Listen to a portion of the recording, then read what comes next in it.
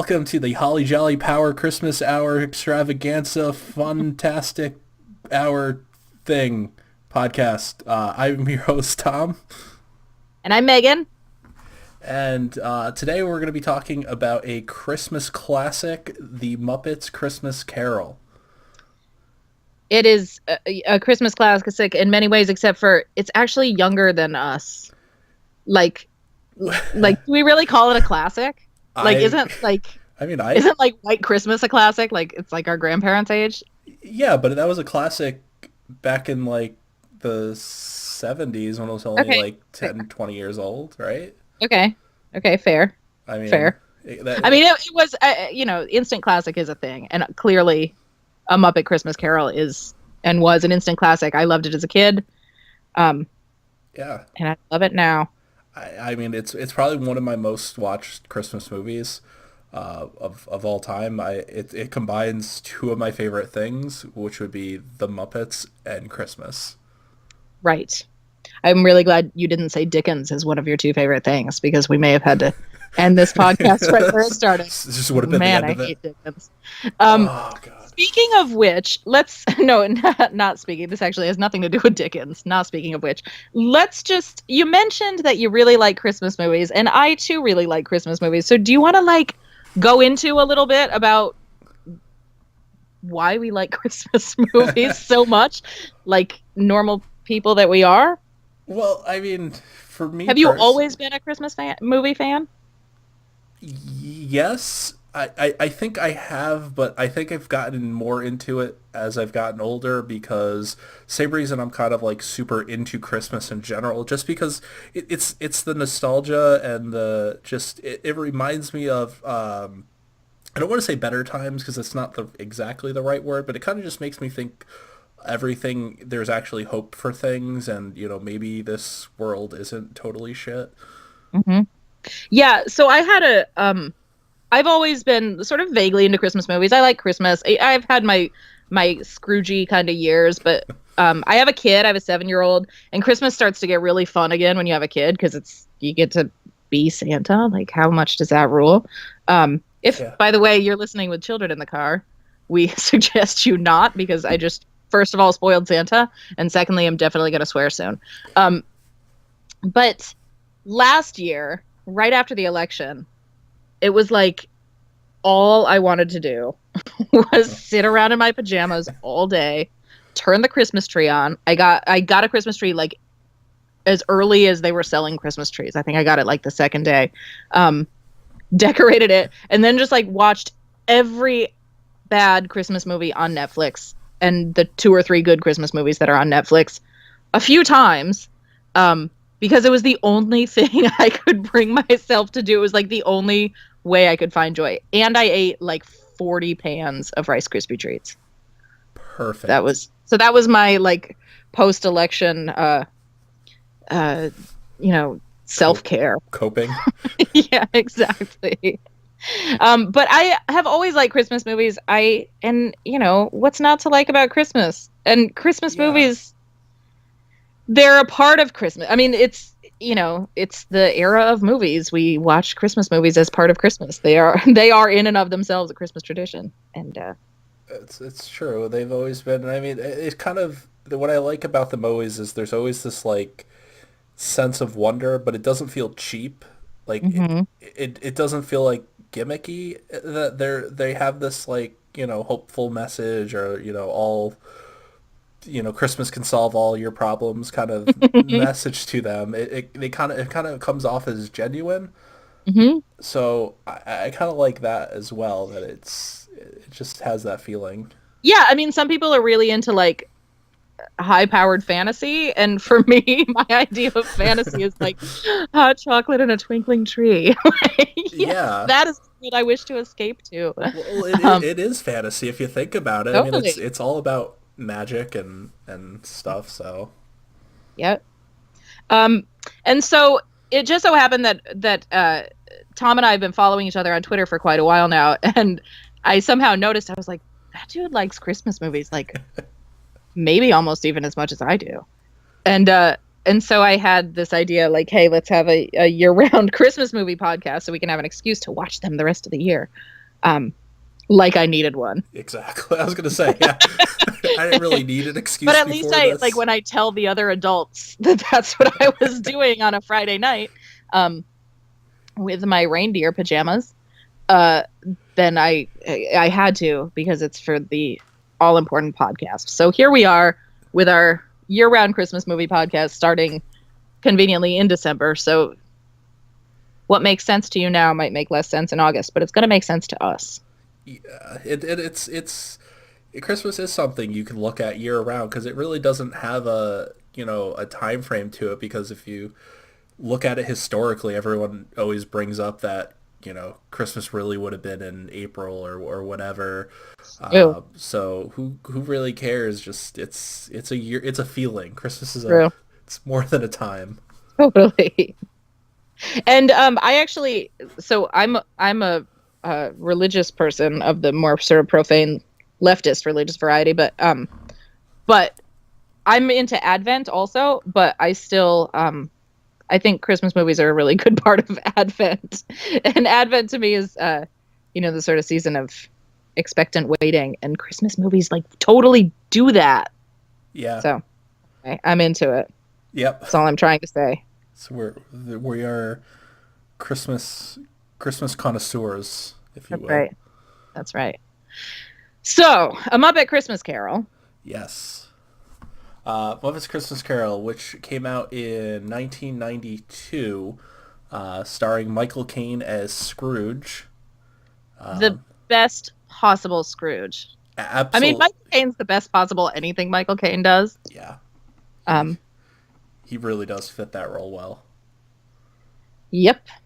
Um, Did you ever see speaking of Michael Caine, did you ever see the movie The Trip? oh, is that the one where they're all old She and was they? only 16 years old. No, it's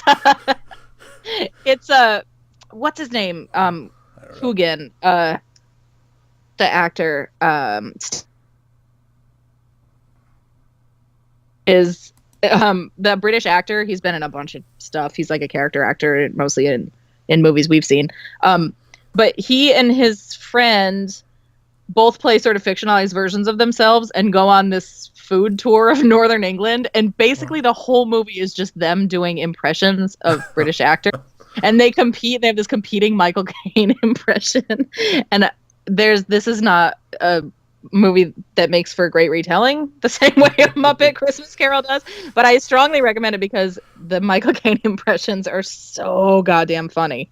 And so now all I can think of every time I see Michael Caine is she was only 16 years old. Oh my god. Um, so so go watch The Trip but take a break from Christmas movies for, an hour and 42 minutes and watch it. And then go back to Christmas movies. And then go back to Christmas movies. It's practically a Christmas movie. It's Northern England, which like looks like Christmas at all times.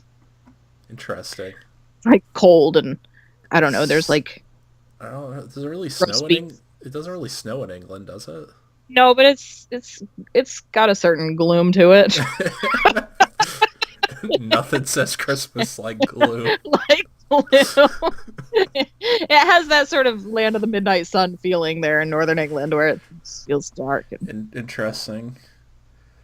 Yeah, definitely apologies to our English listeners. Apologies. I love England almost as much as every other country. Sorry, no, I do. Um, Well, it is an English it is an story. English book, and you know what? It is in fact in rather dreary Victorian London. Yeah, Um, so I guess it does which snow. it does, yeah. Yeah, it snows some. I mean, I think I don't know. I'm not a weatherman. I've seen English movies with snow in them. I mean that movie, what is it, The Holiday, where Oh, Cameron Diaz and Kate Winslet switch houses. She's like trudging through the snow in giant high heeled boots. I remember that. This is yeah. my literally everything I know about geography of other places is related to From Christmas. Hollywood movies. I actually have traveled quite a bit, but somehow like what actually happened on my travels rarely sticks in my head, and I mostly remember the movies. Perfect. Yep. So, Yes. So Michael Caine plays it totally straight. Yeah, he And does. I guess that was a thing, right? Like when they asked him to do it, he was like, "That's fine, but I am not like interacting with Muppets as though they're puppets." He was like, I am gonna play this like I." There's like some quote on the Muppet Wiki of him just saying something about like I'm gonna play it like it's the Royal Shakespeare Company, and he did. He He played did. it totally straight. He does not.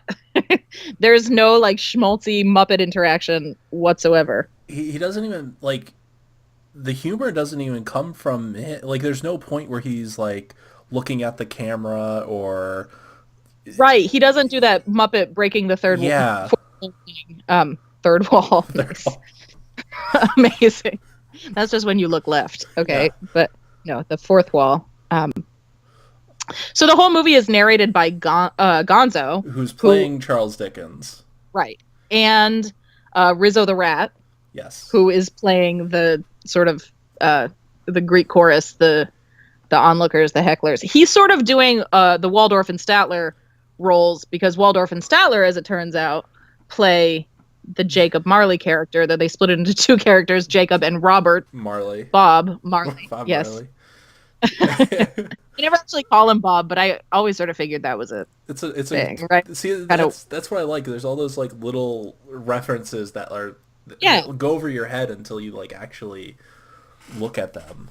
totally. Little winks to adults, and I think the Muppets were always that. Oh yeah. Um, so I have this like sort of embarrassing thing. So I watched the movie tonight with my kid. I was totally raised on the Muppets. We watched the Muppets all the time. I had Muppet videotapes. My mom loves the Muppets. I thought I was doing a pretty good job raising my own child with Muppet love, but apparently not because I turned on the movie and the first thing my son said was, "Mommy, is Mrs. Pig in this one?" Oh. It's like, what did you just say to me? Oh Mrs. dear. Pig? Do you mean Miss Piggy? Yeah. Oh Like, dear. and he just didn't even. My heart broke a little, and I'm. So we have some remedial Muppet work to do here Yeah. at Mrs. Pig. Are you kidding? I think he needs to take like a homeschool vacation and just watch nothing but Muppets. All Muppets all the time. That's Yeah. it. Yeah. I mean, I feel like we watched a lot of Muppets up until he was like 5 and started having his own opinions on TV shows Yeah. and choosing him and like knowing how to use the remote and stuff. Um, and so he lost some of that earlier. And he insisted that he's never seen this movie, which is not true at all. We've watched it at least twice a year since he was pretty much old enough to sit up. Oh wow. So So, but he's insisted he hadn't seen it. So whatever, I guess. maybe I don't he'll come around. Just keep know. showing Muppets everywhere. Trying at all times, yeah. But he does really like Kermit the Frog, so he was very excited to see Kermit the Frog as Bob Cratchit. Yep. And he was a little confused and wanted to know why there were tiny Kermits. I was like, well, see, son, when A pig. frog daddies and pig mommies have children, Uh, they make boy frogs and girl pigs. and he seemed okay with that explanation. yeah, I mean that works. It's one Like, way. do you have some other way of Well, no, it's like the birds and the bees, except it's the frogs and the frogs and the pigs. Yeah, yeah. But I do. It's funny because they, the story as told is really, really close to the original book. I kind of flipped through it earlier. Oh yeah, there's some parts are straight, like like the lines are exactly the same. Oh, totally, totally. They used. I think that's why they had Gonzo playing Dickens so that they could actually just read some of the lines out. Yeah. But it's also I mean there are other versions, and I mean how many times have they made A Christmas Carol over the years? Oh God. Plenty. And then they're like Scrooged or other kind of like real spin-offs, but the Muppet Christmas Carol I think is possibly the closest to the book of any that I've seen as in memory. I'm trying to think of any that are closer. Maybe those really early ones, but Well, I was gonna say I think the which Patrick Stewart. Oh, I think right. I that one forgot about kind that one. of plays Okay. it pretty Yeah, yeah, yeah, close. yeah. Okay. That's true.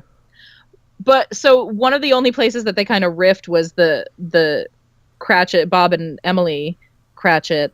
Their little relationship was totally Kermit and Miss Piggy.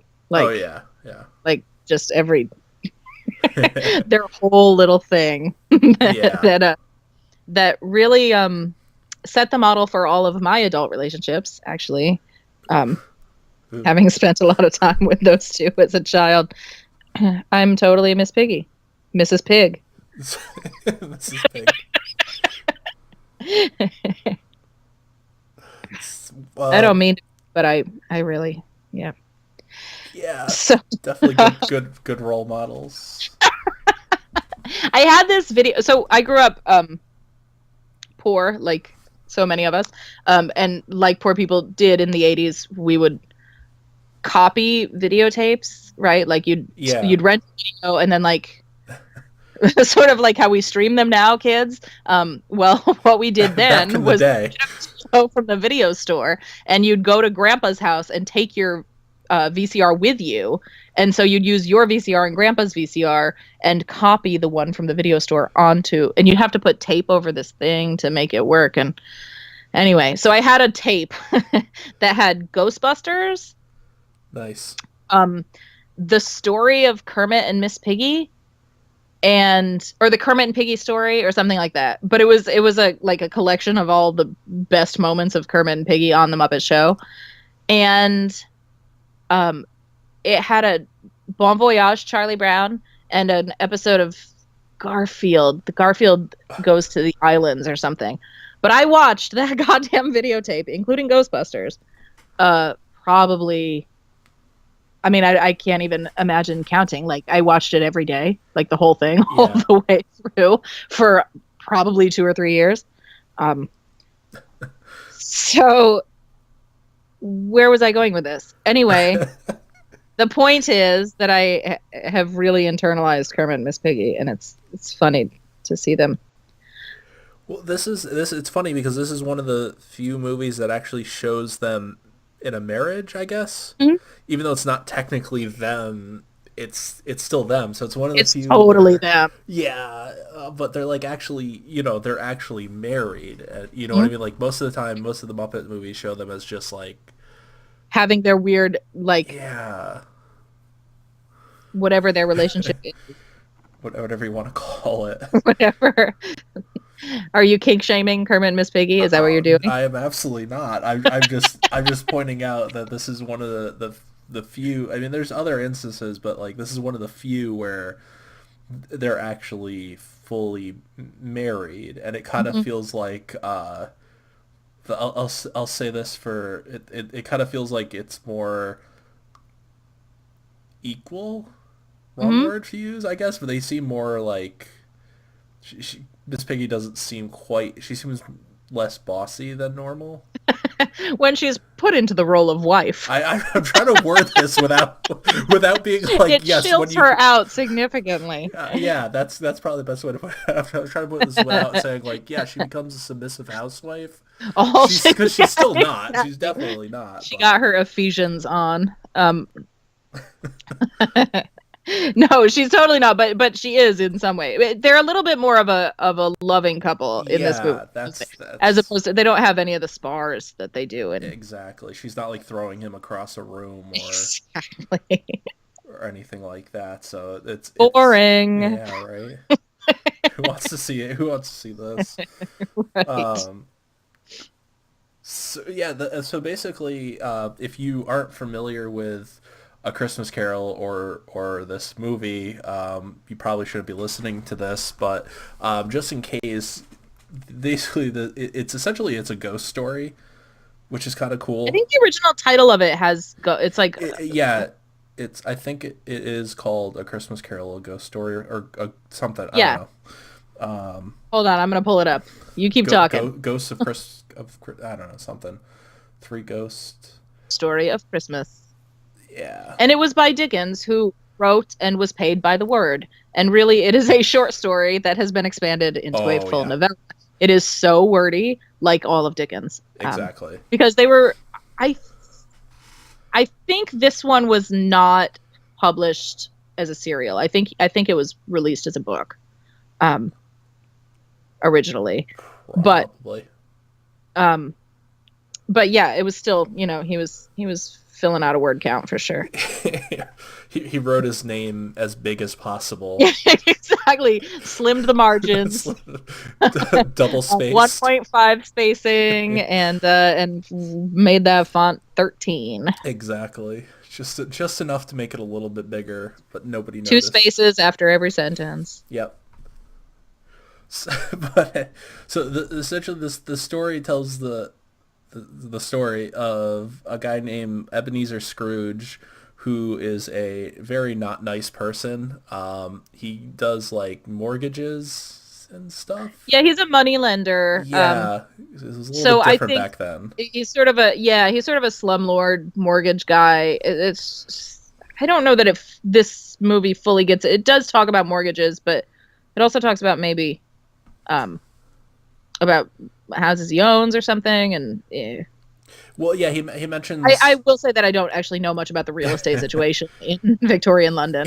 Yeah, it's a little bit before my time. I don't know much about the real estate situation in 2017 Current or day. how it works. Uh, Um, I so am yeah, currently in the house. that's all you know. That's it. That's all I. It You has a live in a door, house. several windows. There's a Mhm. key to get in. Yes, yes, indeed. Yeah, so basically, he's not like a mortgage. He's basically like the bank, and Mhm. and probably in more modern terms, he'd be like the bank today. So he owns, he hands out, lends money or mortgages or whatever, and he takes joy in evicting people, which I don't know if the market worked the same way it does now, but it doesn't really seem like that would be good for him financially. Yeah. Um.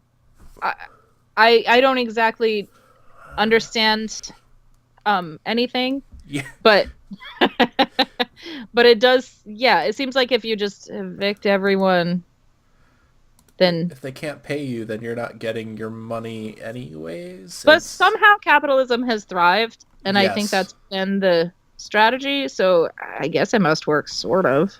he's doing very well, and also he's a very frugal person. Yeah, like not spending any money at all is also really helpful when you're Yeah, and he won't buy coal for his clerks. yeah, that's one of the kind of the plot points is that, well, not plot points, but things that are mentioned is they ask for a handful more of coal for the fire, and he flat out just says no.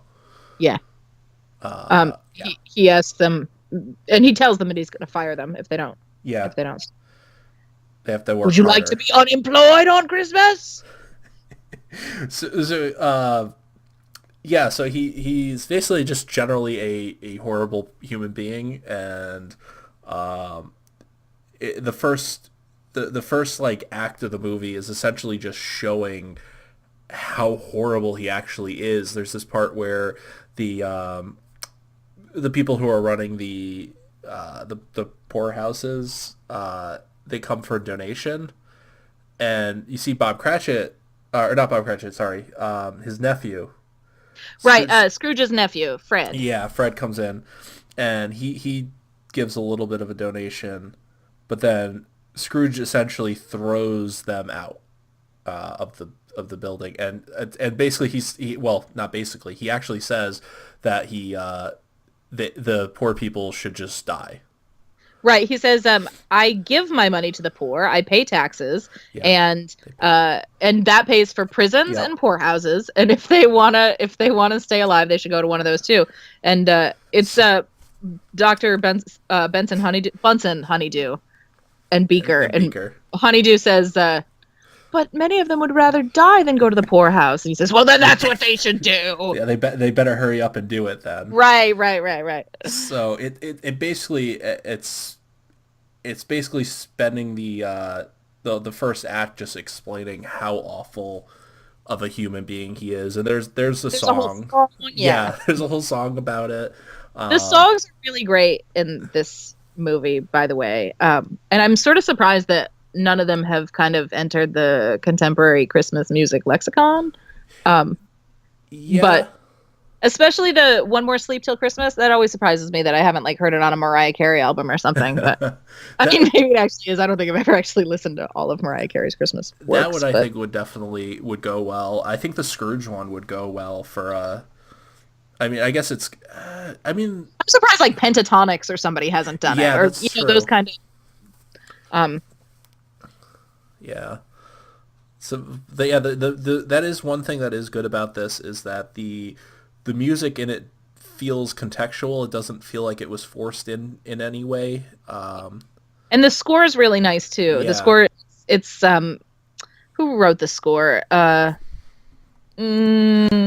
can't remember off the top of my head, but it's like it's just these really Uh, nice like fugues that sort of pull in little snippets of "God Rest You Merry" um and up on the housetop and just whatever kind of random little bits of Christmas carols. Um, yeah, which is nice, and they it says Miles Goodman did the music.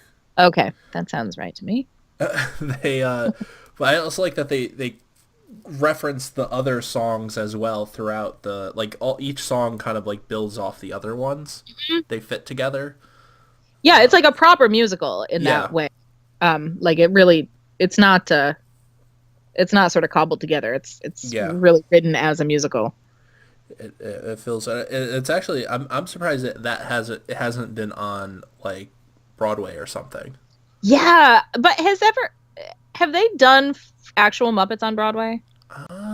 Maybe I don't know. I mean, like Avenue Q is like fake Muppets, right? Yeah, kind Um, of. I don't know if they've ever done actual Muppets, but like even if there's people there, like human people there, like yeah, the puppeteers, it would be interesting, and it's a Disney property, so right. Hmm. I think it would be a really good. I think it would be a good stage musical yeah, somehow. yeah, I definitely Yeah. think it would work. Are you listening, Disney? Yeah, Disney We pay would us, totally come and see it and make a whole podcast episode about it. yeah, and it's our Yeah. idea, so pay us. So yeah, you actually owe us. You owe us money now. Well, you could just like sponsor our podcast. That would be fine. Yeah, that would be cool too. That'd be fun. If you want, We're uh, cool with whatever. that. Uh, So okay. So Scrooge is totally bad guy. Everybody hates him, like openly hates him, and it's pretty obvious why. This does not seem to be a misunderstood character. He is not like a. This isn't like deep. He's he's just not a tragic character. He's just no. He's just awful. he's off. And but the thing is, it does show that like he's not just like being cheap or frugal. Like isn't just like out of spite. Like he does it to himself too. Like Right. he He's like doesn't heat his cold and like house. eating sad bread and like you're like why are you like you can't take it with you, right? No. Yeah, like it does reference a little later on that he does have some like expensive things like his bed sheets and stuff. Right. But as far as what he actually spent, like the heating, his food, his everything else, it's like he doesn't actually spend money on himself like you would to take care of himself. Right. Right. So yeah, so that's the only kind of way it does sort of kind of paint him as a tragic character. But generally speaking, at this point in time, if you're siding with Scrooge, you might want to reconsider your entire worldview. Right. Like even feeling bad for him, it's like Yep. no. Yeah, you He's might have a problem. he's not a nice guy. Like when they ask for Christmas off, like it's like pulling teeth. He's telling him like, "Oh, what is he? He first says he'll give him like an hour or whatever." Right, you can come in an hour late. Yeah, an hour late. And then they're like, "But nobody else is going to be open on Christmas. Who are you going to do business with?" And he's like, "Well," and he calls like every other business owner in the world stupid Yeah, for missing the opportunity to work on this perfectly reasonable business day. and he still says that his employees are picking his pockets because they want Christmas Day off. Right. So yeah, so it's he's definitely framed as the horrible person that you end up hating. So Right. you're hoping bad things happen to him at this point. Yes. So yeah, so he goes from his business. They shut down for the day, and he leaves and goes back to his house. And that's where we get our first kind of supernatural moment. Yep. The door knocker Hmm. turns into the face of Jacob Marley, who is which I don't remember which one's Statler and which one's Waldorf. I should know this. Yeah. I really should know this. Hmm. Well, I'm trying to like describe. Um, let's see. Does anyone? I think okay. It's Statler. Statler's the one. The doorknob turns into Statler, so it's Statler as Jacob. Okay. Waldorf has the mustache. Oh, okay. So yeah, should think so. He's yeah. So yeah. Statler's the chin, right? Yes. Okay. So I was trying to remember. So if you don't know who Statler and Wardorf are, they're the guys in the what do they call those booths? The opera booth, I guess. Whatever. Yeah. The box Yeah, seat. Right. that's like high up during the Muppet Show, and they're the hecklers. So basically, they're anytime somebody tells like they're funny characters because they kind of do break the fourth wall because they'll comment on a joke that the Muppets did and just Right. how like absurd it is. So if Totally. you're not familiar with them, that's who they are, You've probably seen them in lots of memes. They're frequently memed. and you most likely you've heard their voice at some time. You've probably who are these people who are talking to who've never seen the Muppets? Come on, I know. go see the Muppets. If you haven't, yeah, seriously, what are you doing with your life? Like, come on, it's Come not on, even hard. come on. But But yes, they're like the grouchy old men who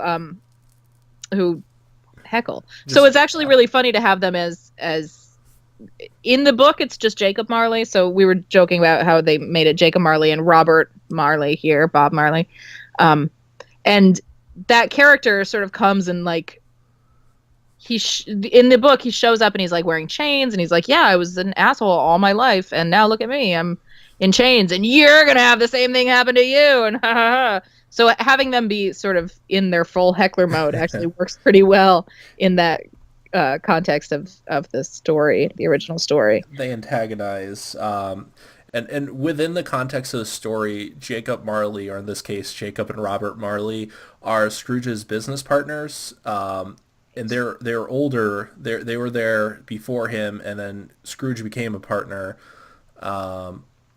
And basically they were worse than or just as bad as Scrooge in terms of evicting people and not caring about anybody, and stuff like that. So the whole thing is after he goes inside, has his very very sad dinner. They show up as a ghost. And they sang. And they sing. They have a really actually that's probably my favorite one. Yeah, it's a really good one.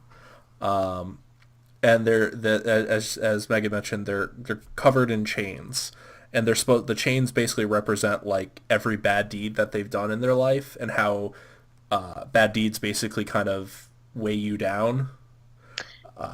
Yeah, it's also sort of like hell is a prison. Yeah, that's Like you're kind of so they're saying that they're in hell, more or less. pretty much, yeah. I'm not sure exactly I don't remember in the book like how into the theology of hell it gets, but It's obviously a miserable state that they're in, and they're telling him, "Oh yeah, well, good luck. You're going to join us because you are terrible." Yeah, so that's basically the thing, and the whole thing is they're kind of giving Scrooge an opportunity to avoid what they went through, and they're kind of saying, "Hey, this isn't fun. You don't want this. So here are some ghosts for you." Right. So they tell him that he is going to be visited by three ghosts, um, and the first one's going to come when the clock strikes one.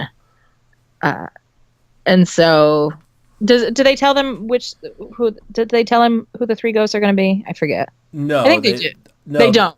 Right. they just say you're going to be visited by three spirits. Three spirits. Three Right. spirits, and that's basically that's to show you, and you better change your ways. That's kind of the deal. Which actually, the fact that they say they're coming when the clock strikes one, that's pretty nice of them. Because if you got to figure, there's no lights, so it being dark. It's probably only like 4 or 5 o'clock in the winter. Right. So that gives them plenty of time to sleep. Totally. And my child was very upset that he went to bed with his shoes on. So that's what he does. He crawls into bed with Yeah. he's wearing his slippers, but he has to be wearing his slippers because he's about to like travel through time, and he has to be doing something when he gets He's there. well, he's cold, and I'm sure also part of it is after getting visited by a ghost. Yeah, you're a little bit ready to just run. Yeah, yeah. So, but so they visit him. They tell him, they warn him about the spirits. They warn him about how he better change because they were horrible and this was their fate. So they're kind of giving him a chance to actually, Repent. repent. The end is nigh. That's right. Um, so Scrooge goes back to sleep, and then sure enough, the clock strikes one, and all of a sudden his whole bedroom is like flooded with light, and it's the first spirit visiting him. So, the spirits are all they're not original Muppets. They made new Muppets Oh God. for all the three spirits. And my kid was so freaked out by Uh the huh. Christmas Past Muppet. Like he was like, I hate her face. so She- so I mean, he's 7. He's like pretty tough. Like but he was super creeped out by her creepy face. So we're gonna talk about that. So the three spirits that visit Scrooge are the ghosts of Christmas past, of Christmas present, and Christmas future. Starting with Christmas yet to come. yes, Christmas yet to come. So the first one that visits is Christmas past, and in this version, I don't know what the spirit is in the book. I don't remember, but in this version, it's a small floating creepy child Angel CGI thing. thing. Yeah. But it's this is 1992, so this was back in the day when like there wasn't really CGI stuff like there is today. It's kind of like super just it's if you look up a picture of what this ghost looks like, I mean it's creepy, and her lips don't Yeah, move. yeah. Yeah, yeah. She kind of looks like what's her name from the Dark Crystal? Yeah. Oh, Like yeah, that's her yeah. sort of face style. Like it's this sort of feminine girly. It's not like full Muppety like it doesn't have a like stylized animal look. It's like a weird kind of masky human look. Yeah, it's super super sketchy. It is honestly terrifying. Like I'm not. Terrifies children and grown men alike. Yes, I managed to make it through, but y'all are scared. I want to say scared, just like They were scared. uncomfortable is But probably a no, she better is. She's word. totally creepy. Uh, so so she's the first ghost, takes him away, and Rizzo, and this whole time Rizzo and Gonzo are well, Gonzo's narrating it, um, and they're just watching from the window basically. Hmm. So they latch on with a rope to Scrooge as they fly through, and there's this big bright light on the horizon, and they just fly right through to it. And he ends up in his past at his school when he was a kid, And this is we get some really good moments here because in the school they have the bus Hmm. of all the famous authors. And they're totally Muppety. Like Yeah, it's really funny. They're carved to look like Muppet versions. Or there's Shakespeare and I think um, there's Aristotle, or is it? Aristotle. Yeah, And then it sort of scans past them, and it scans past like three or four famous historical authors, and then there's Gonzo's Gonzo's face, face. blue, right, talking, and he's like, because the hint is like Dickens is a great author. Yeah, He's not. so, Dickens came up with great stories. I would argue that Dickens was not a great writer, but he had a lot of ideas. Mhm. He definitely had ideas. I mean, I actually don't think he was like an incompetent writer. I really do just think he wrote, you know, was going for word counts. And hey, I've been there, but it is not exactly like Yeah, he's a little bit like the who's the Dean Koontz? He was like the Dean Koontz of his time, I think. Right? I could see that. Yeah. Like there's something sort of compelling about it, but it's also just really kind of wordy and not great in every. I thought you were gonna go with like kind of faux edgy, It like is a little faux edgy too. the Yeah. author that everyone And likes to kind lots of of. like shock factor moments where it's like Yeah. there's a ghost and or whatever it is. Dean Koontz, it's usually some sort of otherworldly creature, isn't it? Yeah. I think I've read a couple on Or some airplanes. weird twist. Yeah. Yeah, so they're they're back in the past. It starts off with Scrooge is like 6 or 7 in his school, and his teacher is played by Sam the Eagle. Um, And there's a funny moment where he makes some comment. Sam the Eagle always is like the Stern. slightly jingoistic um Well, yeah.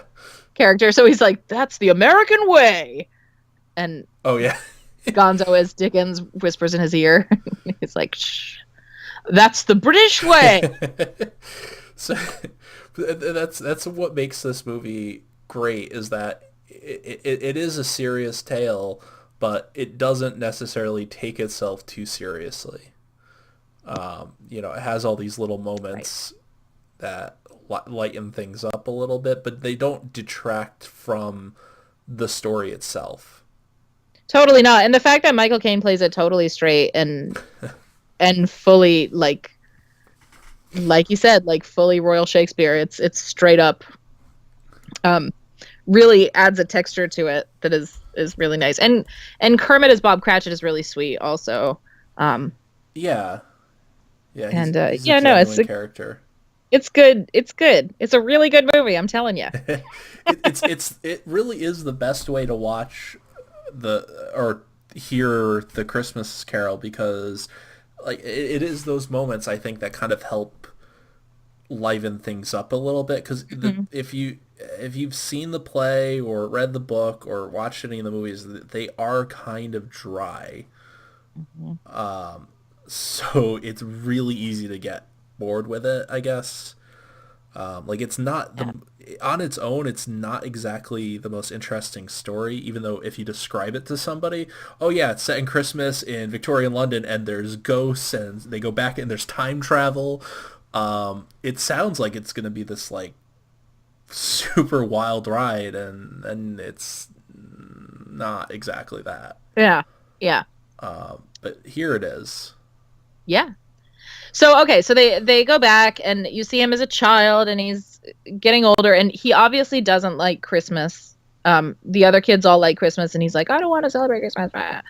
Um, and then he gets older and he's going to London to be a clerk at an agency. And then they go, this is one of my favorite puns in the whole thing.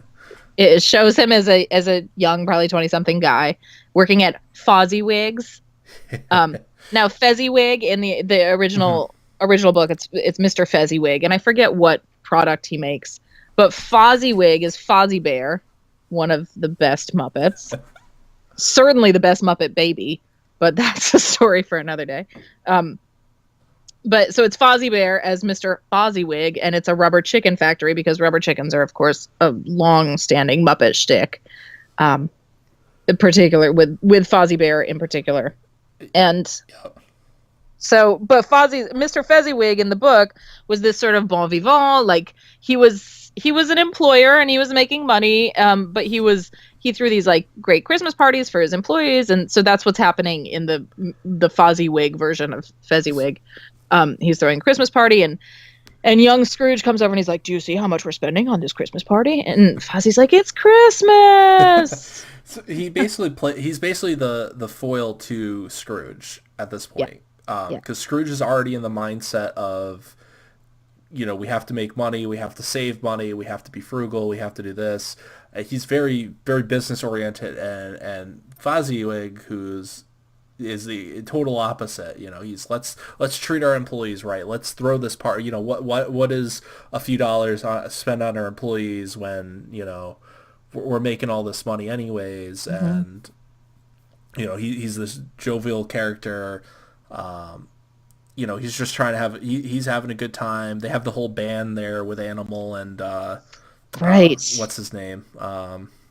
Rolf, the pianist. Yes, him. No, the band, not Floyd.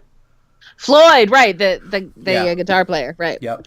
So they have the whole band going, playing. So there's actually a lot of Muppet characters in this one scene. The And you had Swedish to get Chef. Animal in somewhere. You can't just Yeah. not. And it did. This totally like crammed in a bunch of the Muppet characters who. But yeah, they're playing this like soft little song, and there's a comic moment that had my kid like laughing hysterically, where Animal sort of breaks it down and starts drumming aggressively. It's just one of the. It's like you can't really you just have to see it. It's just funny. It's not anything. It's just silly. It's sort of physical comedy funny. Yeah. Animal's always, for those who don't know the Muppets, Animal is the weird looking red drummer who you've almost definitely seen in things, and he doesn't talk really Well, he much. doesn't talk normal. He kind of just. Right. There's Malcolm really liked when he was little there's a Muppets version of Bohemian Rhapsody, Oh yeah. and Animal's like, "Mama, Mama." And he just like screams "Mama, Mama, Mama" over and over, and Malcolm used to imitate that. But that's sort of Animal. Like they could get him to say that much. Yeah. Animal is a not a definite animal species of any kind. He's just Animal. No, he's yeah. But it's a character you've definitely have seen at some point, whether you think you have or not. So yeah, he starts playing the triangle, and then he just goes to the draw. Or no, he's hitting the triangle, right? Yeah. Right at the beginning. Yeah, and then he goes into the full on drum Yeah. breakdown. But the whole point of the scene is basically to.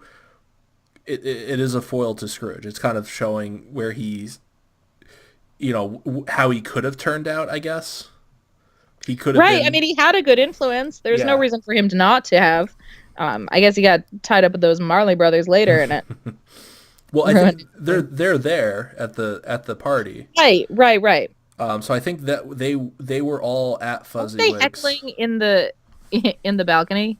Isn't Yeah, that what they heckle his. they're being in really classic Waldorf Statler mode? Well, yeah, because Fuzzy goes to give the speech or whatever, and they make this Right. big deal out of it, and then his speech is just like "Merry Christmas," Right. and then they make the joke about how at least it was short. Right. So yeah, so it's kind of just showing how like he had a good influence. What could the opposite of what Scrooge turned out to be, like the path he could have taken, kind of. Right. It also introduces him to a girl. I forgot her name. Belle. Yes, there we go. Obviously, It's Disney, right? I yeah, think her name was Belle in the book too. probably. But yeah, so he meets a girl, falls in love. Story of every tragic story. But yeah, so then it kind of fast forwards a little bit to, and you kind of at this point, Scrooge knows what's coming, so he's getting shown Right. He's these crying. like, He's like, "Don't show me." yeah, he doesn't want to see because he knows what's coming, and he shows the ghost shows him where they're sitting on like a park bench in a ice, iced over lake or pond or whatever, and she's asking him like, when are we going to get married? And he keeps talking about how the money's not right, how he's the investments weren't as good as they should have been, and she's saying, well, you said that last year. You said when you made partner, we'd get married, and it's kind of like the time's never right. Right. So there's an interesting factoid that I learned from the wiki. So apparently there's a song that she sang that was in the videotape version, but is not in. It wasn't in the theatrical release, and it's not in. I watched it streaming on HBO Go, and I assume it's been on Netflix and Amazon over the years, and it's not in there. But there is a song that she sang, and apparently it was like too depressing, and they pulled it because it was just too sad, which is amazing for this movie to have a song that was too sad. But there it was. So I don't know that I've ever heard it, because I maybe did. I'm sure I saw the videotape at some point as a kid, but anyway, it's out there. We could dig it up. Yeah, I'm sure maybe YouTube or something, but Yeah. I don't know if I've actually ever heard it, because I saw it in theaters. Well, actually no, I don't even know if I saw it in theaters, because I would have been like 2. So even if I God, did, how old are you? I was at least, let's see, I was 9. So. Oh wow. Hey, shut up! Don't say "wow" quite like that, there, fella. So I was 2 when it came out. So I don't know if I actually saw it in theaters, or if even if I did, if I would have remembered. But yeah, but I know I don't remember seeing it on VHS. I remember TV. I definitely remember watching it on TV, but I've watched it more in recent memory than I ever did growing up. They definitely played, like, early on when ABC bought Disney and they were starting to do the Christmas things. They play this every year for sure, and I remember watching it every year. Now they do like the 25 Days of Christmas. Like, they've managed to accumulate enough Christmas movies so conveniently for the purposes we are here for. But yeah, that was definitely a thing, and this was like sort of one of their crown jewels in the Disney Christmas movie slate. Well, yeah, because it works on so many levels. It's not just a Christmas movie. It's a Christmas movie. It's a Muppet movie. It's a kids movie. It's a comedy. It's not a comedy. It's got such a broad range as a story and as a movie. Just the way they did it. So and it's well done. It stands on its own. It totally does. And it has everything. It has literary value, historic merit. I think, I'm not sure it's actually my favorite Muppet movie. I think I might like The Muppets Take Manhattan better. But it is definitely up there in my top 3 favorite Muppet movies, and like, without question. But it's like a really good Muppet movie. It's from a it's from a proper place. It's not cashing in or anything. Cashing in. Yeah, exactly.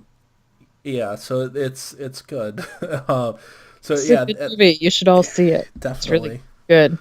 But so at this point it's that's basically the last memory that he sees, and it's a tragic memory. It's he's being shown what the bad things that he did, the people that he hurt. And she says that Belle says at one point, or I think he says something like, I love you, and she says, you did, or something. Yeah, you used to, or something like that. Yeah.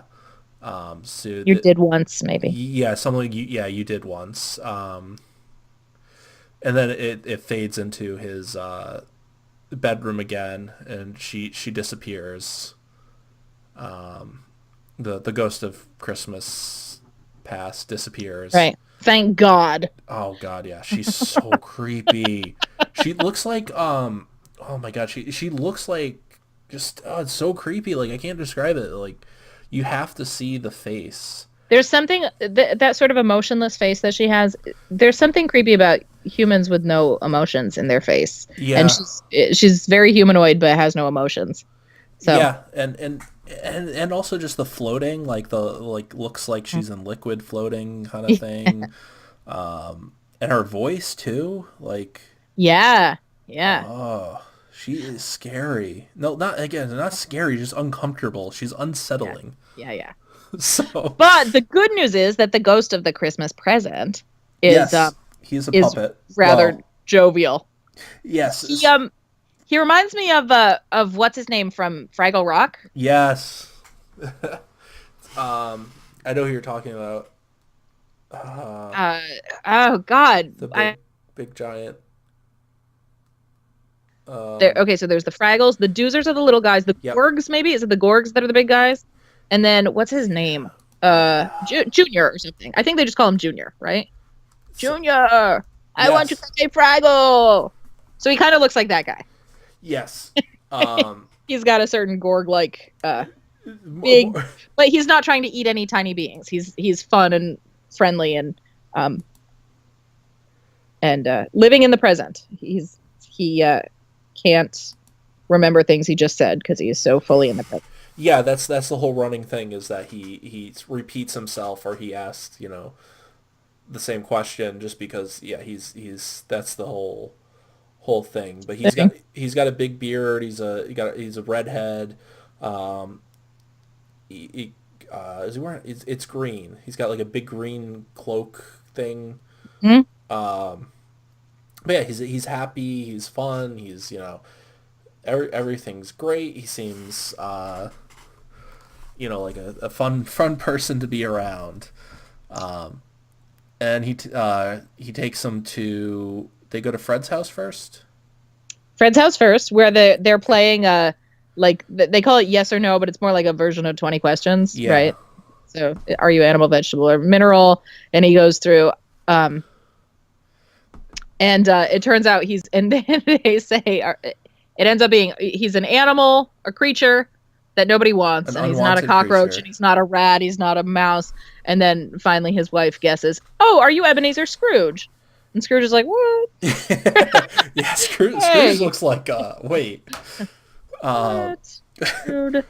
yeah, Um, so so that's that's just sort of gives you an insight into how people who even the people theoretically closest to him, which would be his nephew. His nephew is the only relative we are yep. shown. Well, he's Um, he's the only living relative he has. right. Okay. So that's how people who are his closest people talk about him. That he's a jerk and nobody likes him.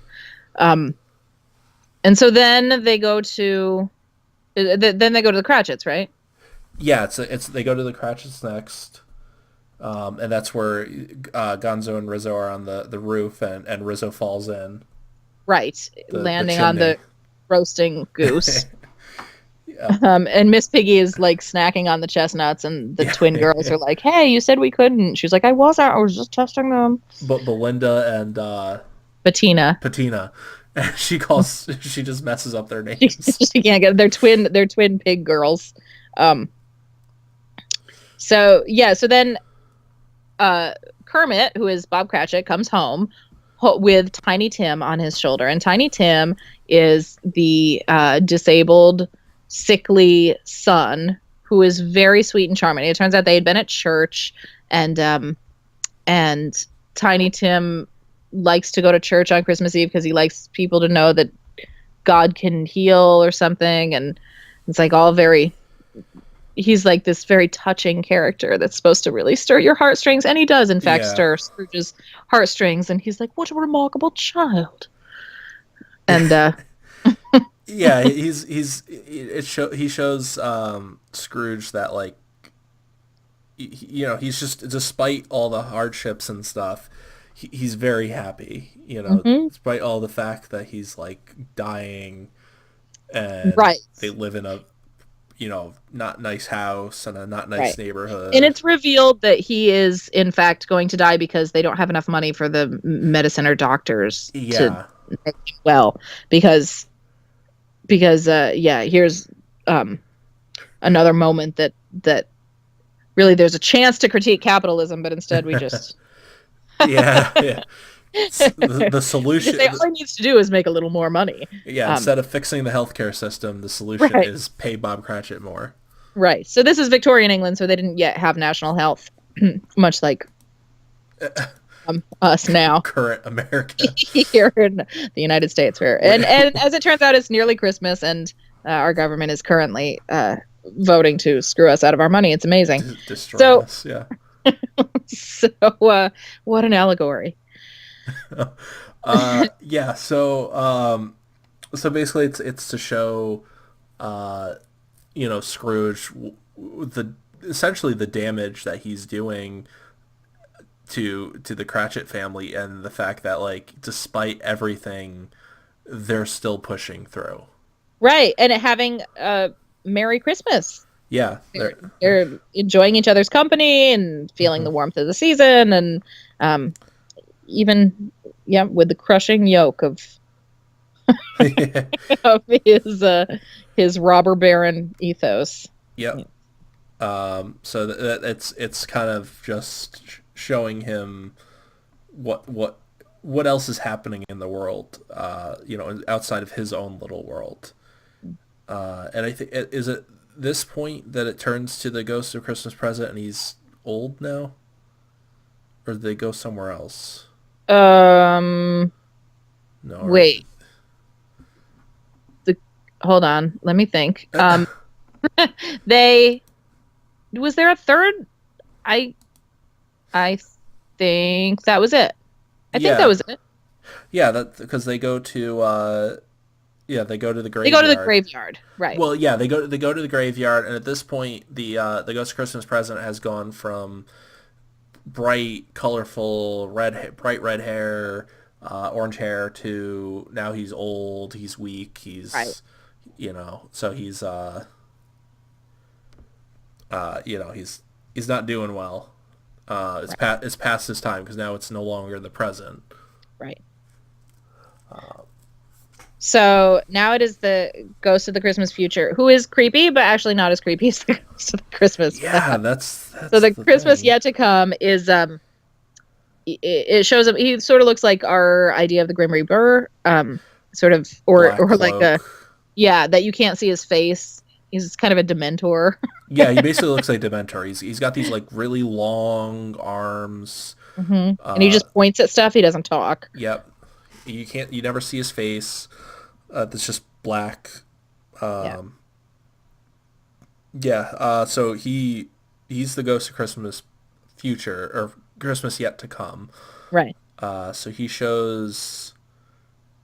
show the funeral first, right? Uh, they show the four pigmen talking Yeah. on the street. Hmm. And talking about like, oh well, I never liked him anyway. Ha ha ha. And, like, they're like laughing over someone's death. And Scrooge has an idea that it's him. I mean, he's He like, who doesn't are they? want to. Right, but he knows. Yeah. He's like, who is this that they're talking about? Like, who could it be? Um, and then Hmm.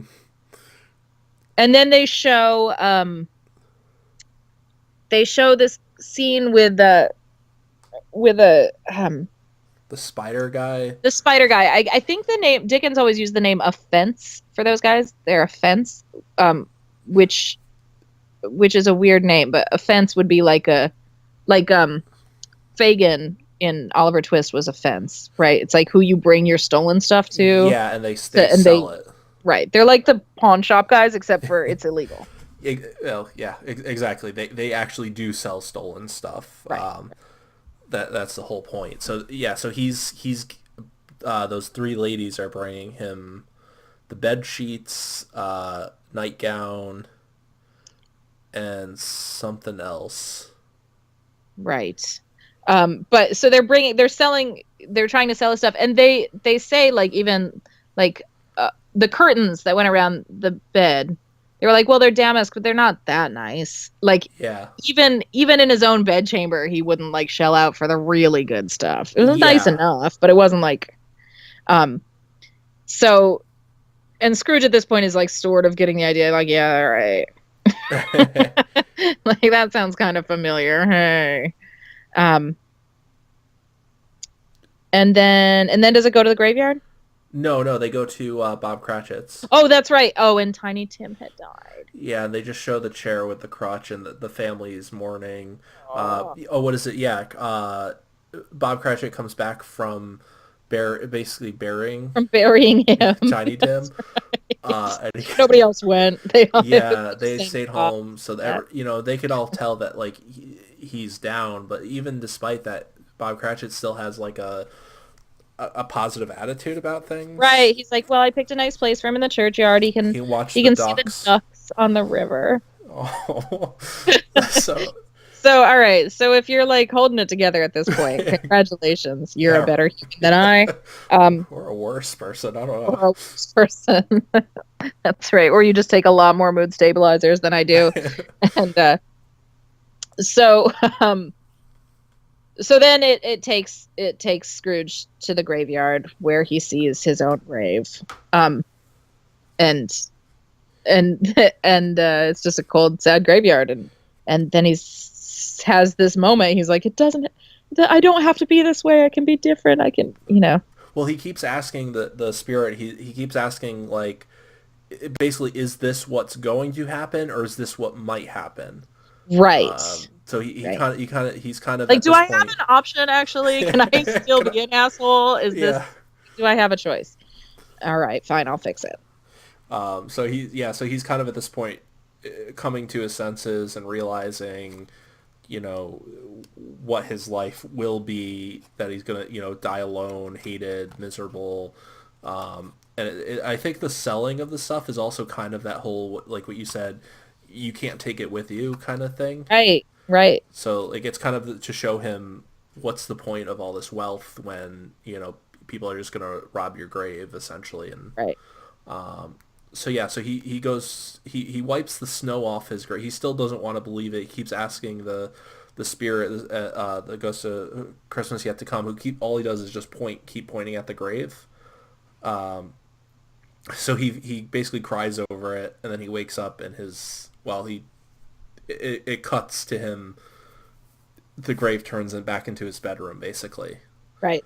And he wakes up and he opens the door, the window's open, and he sees Peter Rabbit, and asks, or is it Peter Rabbit? No, it's No, what's his name? he's Bean Bunny. Yes, Bean Bunny. There we go. Bean Bunny. I So yeah, so he's Bean Bunny, who he saw earlier before. Right, he threw Earlier a in the wreath movie. at him. Yeah, he throws the wreath at him because he was singing. There's also a really sad moment with Bean Bunny like huddled in a stack of newspapers or something. Oh yeah. Like shivering.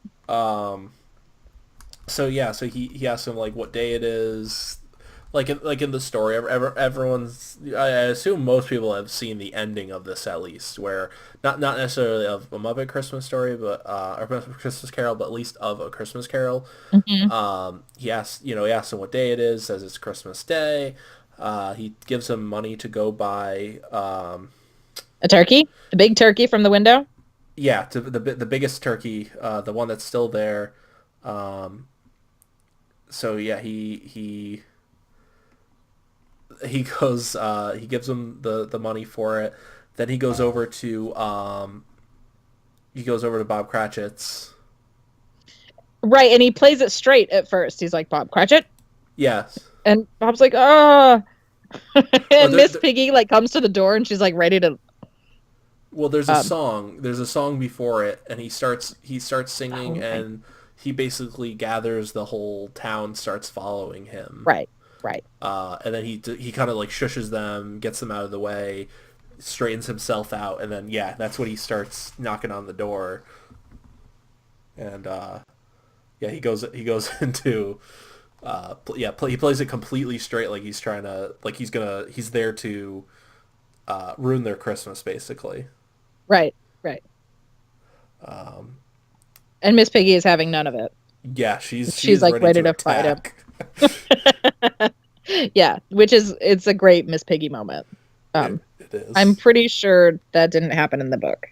No. I don't think he was attacked by a pig wife. Right. Right. But, so he basically he tells Bob Cratchit, he's like, why weren't you at work? I told you to come in. And then Bob's like, what are you talking about? You said we were off today. Like, Right. what the fuck? And then he's like, does that, Scrooge goes, oh, does that sound like something I would do? And everyone's like, Yes! like, You son of a bitch. Are you serious? so, God. yeah, so so then, yeah, he goes, well, he ends it basically by saying, well, then I'm just going to have to raise your salary. Right. And that's where And Miss Miss Piggy's Piggy's, like she's like, you're gonna, oh, wait, what? Come in. yeah, yeah, she's like, they all get taken aback What by did I it. say? Um, so yeah, so they go in, he brings the giant goose, and they all sing Merry Christmas. Although Scrooge does steal the line from Tiny Tim. Right. God bless us, everyone. Yeah, he's snatched that right from Tiny Oh, Tim. totally. I always Like found that very rude. Tiny Tim money line, and he just took it. I Just, know. This is like this is catchphrase. yep. Yeah, Scrooge just takes that right out. Brutal. But yeah, it ends on a high note. It ends with Scrooge is repentant. He's realized like what an asshole he actually is, and that it's horrible. Um, and it's kind of a good message because it doesn't feel like it's he doesn't change because he thinks people hate him. He kind of changes because he realizes that he is just an asshole. Right, right. And that life is actually better when you're not horrible. Like, oh, Yeah. it might actually be nicer to just not be the worst person alive. Maybe I shouldn't be doing this. Right. Versus like, a lesser Christmas story might have it be like, oh, I don't want to be alone on Christmas. I'm alone because people hate Right. me. Right, right. That's Right. the only reason I'm changing is because I want people to like me, not because I think that, That I'm wrong somehow. yeah. So yeah, so that's a Muppet, the Muppet Christmas Carol. Um, it's it really is the best way to absorb that story. Hmm. I agree. Um, and it's a very good way to absorb the Muppets also. If Yeah. even if you're not like a Muppets fan, and I've heard a lot of adults be like, "Well, I never really got into the Muppets. They're for children." Well, all right. First of Okay. all, you're not actually correct. The Muppets were like subversive as fuck, Yep. and the Muppet Show originally was like really political and kind of, you know, all sorts of edgy. Um, but if you are one of those people and you have not, in fact, interacted with the Muppets at any point, there's still time, and this is not a bad way to do it. No, it's also helps because it is a crossover. It's Right, not just a Muppet story. It's right. Muppets with a classic tale that's been there Right. forever. And it's if you have it in your head that it's like cheesy, it's actually not. It's actually really well done. Yeah. I mean, like Michael Caine would do a bad movie. Right. Okay, he did do that one Austin Powers that was kind of bad. Oh, was that? Did he play The his? third one, right? He Didn't he play played his his father? dad. I didn't know Yeah. that was him. I probably blocked it out that it was him. But yeah. So it's well, it was a theatrical release. This wasn't a made-for-TV movie. Right. This wasn't Right. a serial. That this was an actual theatrical movie, and this was also kind of right at the glory days of the Muppets, I would say. Well, it was just after Jim Henson died, right? Yeah. So it was like right after he And so it was his died. son. Hmm. His son took over. So the Muppets were they really kind of hit it off in the 70s. Right. They kind of petered off a little bit in the 80s, and they moved towards more theatrically, at least TV. They had TV. They were doing a ton Right. of stuff. They had, the Muppet Show was still going. They had Fraggle Rock. They had Muppet Baby. Muppet Babies. Well, was that late 80s, early 90s, or was that straight It 90s? had to have been late 80s because it was on when I was the age to Okay, watch it. okay, because it Uh, was on when I was a Um, kid too. yeah. Um, I mean, I think it was probably still on for a while yeah, because like yeah, back then they didn't make 40 new kids shows a month. that's true. You That's know, very they'd true. like recycle one for a while. Yeah. Um, yeah. So Animation wasn't free. no. So they were doing a lot more of like branching into more TV stuff, and they Mhm. were doing a lot with that. And then in the '90s, they kind of resurged with a straight run of movies. They did the Muppet Christmas Carol, they did Muppet Treasure Island, they did Muppets from Space. So they kind of this was kind of before they kind of I think peaked, and then in the early Mhm. 2000s things kind of started going downhill a little bit again. I agree. So this I think '92 when it was released, the early '90s were kind of like a bright moment for the Muppets again Yeah. theatrically. Yeah, yeah, yeah. Yeah. I agree. So yeah, so if you have any interest in getting into the Muppets, if you like Christmas, it just has such a wide appeal. I just don't know why you wouldn't watch this movie. It's really good. Just Yeah, go watch it. just watch the movie. Like seriously, that's it. That's the only thing you need to know about this movie is go watch it. Just go. Just go. Leave. Get out. Like literally what is stopping you? No, I mean I don't know why you're listening to this terrible podcast instead of watching the whole movie. Yeah. If you actually made it through that whole thing and have not seen the movie, don't bother at this point, honestly. Yeah. We just told you everything. Yeah, we kind of just. Well, I think we left. I think we only left out a part. I mean, there's so much going on We too. did. I actually Because thought the part we left out, but it's okay. It's not a big. yeah, But there's so many. It's so like it's dense. really there. It's dense, and there's just all these great like Muppety things. Like in the opening scene, there's like a truck full of singing watermelons. Like just Oh yeah. little, just dumb Muppety things that are so great and so Well, yeah, just and you can watch it a million times and like see funny little different. They really packed a set in a way that there's all these things to look at and see and stuff's happening and it's yeah. clever. And you can watch it with your kids and your Yep. kids will like it and you'll still it doesn't feel like watching a kids movie. Um, Yeah, and which I also, really appreciate as a person who has to watch a lot of children's movies. I mean, on a technical level, also it excels because these are all like sets that were built. This the whole Mm, thing like is all done on a sound stage, and these sets are absolutely amazing. Like totally.